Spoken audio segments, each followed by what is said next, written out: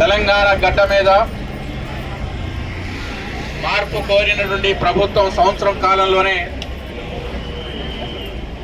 మార్పుకు సహకరించినటువంటి వాగ్దానాలు అమలు చేస్తారేమని ఎదురు చూసి అధికార మార్పిడిలో కీలక పాత్ర పోషించినటువంటి తెలంగాణ సమగ్ర శిక్ష ఉద్యోగుల అయినటువంటి మీరు 25వ రోజు సమ్మె చేస్తా ఉన్నా గుడ్డిగా గద్దెనెక్కినటువంటి ఈ ప్రభుత్వం కనీసం చూడనటువంటి పరిస్థితి 25 రోజుల నుండి కనబడినటువంటి ఈ తెలంగాణ రాష్ట్ర ప్రభుత్వం రేవంత్ రెడ్డి గారి ప్రభుత్వం ఎవరి పక్షాన ఉందో అర్థమవుతా ఉంది. అందుకోసం రేవంత్ రెడ్డి గారిని, డిప్యూటీ సీఎం భట్టి గారిని, ఖమ్మం జిల్లా నుండి మంత్రులుగా చలామణి అవుతూ తుమ్మల నాగేశ్వరరావు గారు, పొగిలేటి శ్రీనివాసరెడ్డి గారు, రాష్ట్రంలో ఉన్నటువంటి కేబినెట్ మంత్రులు ఇప్పటికైనా ఈ 25 రోజుల నుండి కొనసాగుతున్న సమ్మె న్యాయమైందా, న్యాయం కాదా అనేది ఒకసారి మీరు ఆలోచిస్తే మంచిదని ఇవాళ ఖమ్మం నుండి మేము విజ్ఞప్తి చేస్తా ఉన్నాం. ఏమని ఇవాళ ప్రభుత్వం రేవంత్ రెడ్డి గారు నిన్న మాట్లాడిన తీరు చూస్తే మీరు అదే గత సంవత్సరం ఎన్నికల ముందు వచ్చి సమ్మెలు ధర్నాలు చేస్తా ఉంటే సంఘీభావం తెలియజేస్తూ మీ అందరికన్నా ఒక అడుగు ముందుంటాం, మా అధికారం లాగా మీ అందరినీ పర్మనెంట్ చేస్తానటువంటి మాటను ఎందుకు మర్చిపోతా ఉంది ఈ ప్రభుత్వాన్ని ఇవాళ మనం ప్రశ్నించాల్సినటువంటి అవసరం ఉంది. ఇవాళ ఉన్నటువంటి వ్యవస్థలో విద్యను అందిస్తున్నటువంటి పేద విద్యార్థులకి ఇవాళ అనేక చోట్ల కస్తూరిబా కావచ్చు, అనేక విద్యా సంస్థలు ఇవాళ విద్యను అందిస్తున్నటువంటి కాంట్రాక్ట్ ఉద్యోగుల పనిచేసి ఇవాళ విద్యారంగం తెలంగాణ అభివృద్ధిలో కీలక పాత్ర పోషిస్తున్న వీళ్ళని మీరు విస్మరిస్తే తెలంగాణను ఎలా అభివృద్ధి చేస్తారనేది ఇవాళ సూటిగా సిపిఎం పార్టీ వైపు నుంచి మేము ప్రశ్నిస్తా ఉన్నాం. ఒకటి, అధికారాలు ఆనాడు కేసీఆర్ ఉన్నా, ఇవాళ రేవంత్ రెడ్డి ఉన్నా, ఇంకోటి మళ్ళీ అదే బూర్జో పార్టీలు ఎవరు అధికారంలో వచ్చినా ఇలాంటి సమ్మెలు జరిగేటప్పుడు వస్తారు, తీపి మాటలు చెప్తారు తప్ప వాళ్ళ అధికారం వచ్చి గద్దెనెక్కిన తర్వాత మన నెత్తి మీద కాళ్ళు పాదం మొప్పి వాళ్ళ పరిపాలన సాగిస్తారు తప్ప నిజమైనటువంటి మన హక్కుల కోసం అయితే పనిచేయాలని రేవంత్ రెడ్డి గారి మాటలే నిన్న రుజువు అవుతా ఉన్నాయి. అందుకోసం ఇలాంటి పాలకులు తెలంగాణలో ఉండటం అనేది, పరిపాలించడం అనేది ఇచ్చిన హామీలు 420 హామీలు మన హామీ ఉంది. 400 అంటే అది పోలీస్ సెక్షన్ చూస్తే 420 సెక్షన్ కింద. మరి వీళ్ళ మాటలు ఎన్ని హామీలు ఇచ్చినట్టు ప్రభుత్వం అమలు చేయకపోతే ఏ సెక్షన్ మీద వీళ్ళకి ఇవాళ కేసు పెట్టి కోర్టులో పంపించి జైలు పంపించాల్సినటువంటి పరిస్థితి ఉంటుంది.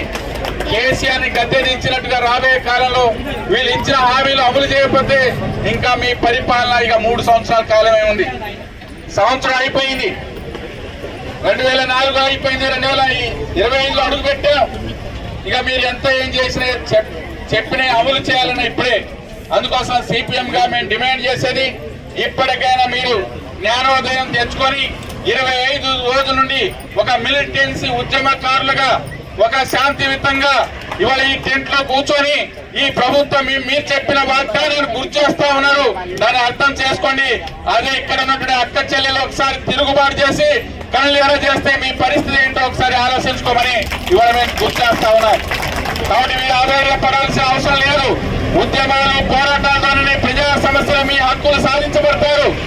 కాబట్టి మీకు ఇచ్చినటువంటి హామీలు అమలు కావాలంటే ఇప్పుడు చేస్తున్నటువంటి శాంతియుతమైన పోరాటం ఈ ప్రభుత్వం సక్రమంగా సరైన సమయంలో స్పందించకపోతే ఇంకో రకంగా దారి తీసేటువంటి అవకాశం ఉంటుంది.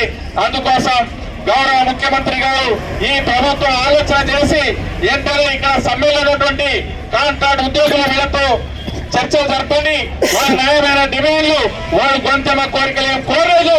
మీరు ఎన్నికల మేనిఫెస్టో ఏం పెట్టారో దాన్ని చర్చించి ఎంతవరకు అమలు చేస్తారో చెప్పండి. మీకు సాధ్యాలు ఏంటో వాళ్ళతో చర్చించి ఒప్పించి సమ్మెని విరమించడానికి మీరు సిద్ధం కావాలి తప్ప మీరు సమ్మెని విరమించడానికి చర్చలు జరపకుండా గట్లేమే పరిపాలన చేస్తుంటే గత 25 రోజులైంది, ఇంకా చూస్తారు కొన్ని రోజులు. ఆ తర్వాత మీ పాలన ఆటంకాలు కల్పిస్తే అప్పుడు పరిస్థితి ఏంటి? ఇప్పటికైనా సిపిఎం పార్టీ ప్రజా సంఘాలు మేము సంపూర్ణంగా మద్దతు ఇస్తా ఉన్నాం. మేము కూడా దీని మీద ఆందోళన పోరాటాలు చేయాలనేది కూడా మా పార్టీ వైపున చర్చ చేశాం. కానీ మీ వైపు నుంచి మీరు ఇచ్చే షెడ్యూల్లో రాజకీయ పార్టీలుగా మేము ఎట్లా పాల్గొనాలనేది వస్తే అది రాష్ట్ర స్థాయిలో, జిల్లా స్థాయిలో, నియోజక మండల స్థాయిలో కూడా మీకు సంఘీభావ కార్యక్రమాలు కూడా రాబోయే కాలంలో చేపట్టడానికి సిపిఎం పార్టీ సిద్ధంగా ఉందని తెలియజేస్తా ఉన్నాం. కాబట్టి మీరు ధైర్యంగా పోరాడండి. ధైర్యంగా పోరాడుతూనే వీళ్ళు ఇచ్చిన హామీలు అమలవుతాయి.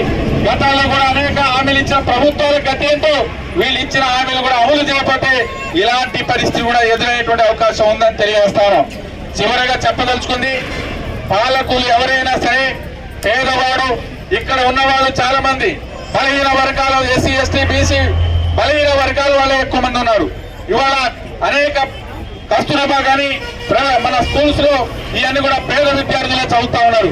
వీళ్ళకి సక్రమంగా విద్య రావద్దని, మీ అందరికీ ఉద్యోగ భద్రత పర్మనెంట్ చేయకూడదని ఇవాళ కావాలని కాన్సెన్స్ గానే ఈ ప్రభుత్వం దృష్టిలో ఉంది. వాళ్ళు చెప్పకుండానే ఇవాళ కాలయాపన చేస్తున్నారు. కాబట్టి రాబోయే కాలంలో పోరాటాల ద్వారానే పర్మనెంట్ ఉద్యోగాలను సాధించడానికి పోరాటాల మార్గం తప్ప మరో మార్గం లేదు.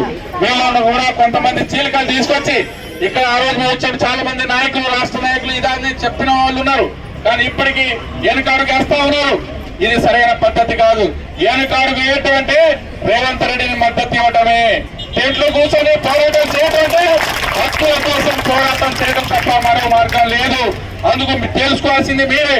పోరాడతారా, వెనుకాడుగు వేస్తారా?